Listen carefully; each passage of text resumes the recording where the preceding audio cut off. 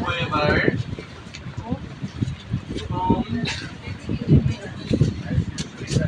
whomever.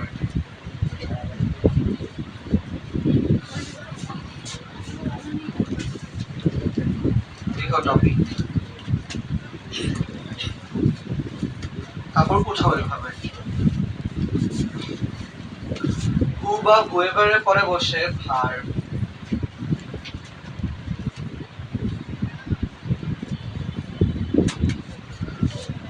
whom বা whomever এর পরে বসে সাবজেক্ট।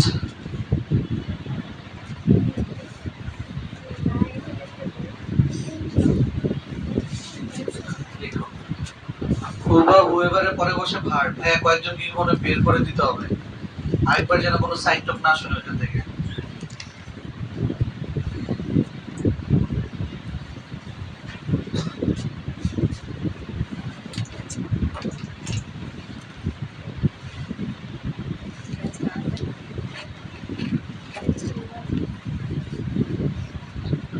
বুঝছো?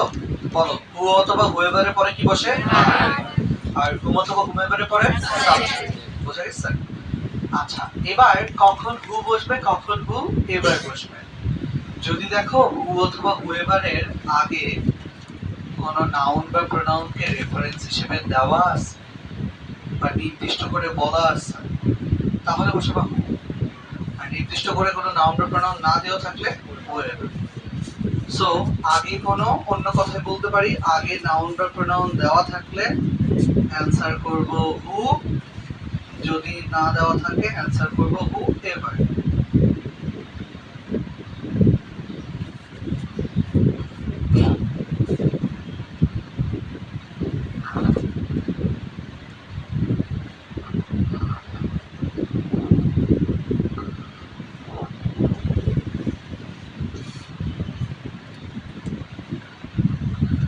হইছে?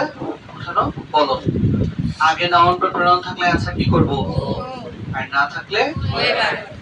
এবার হুম অথবা হুমেভারের ক্ষেত্রেও ব্যাপারটা আছে। ধরো আগে যদি নাউন বা প্রোনাউন থাকে তাহলে অ্যানসার করব হুম, যদি আগে নাউন বা প্রোনাউন না থাকে অ্যানসার করব হুম এভার। That's it.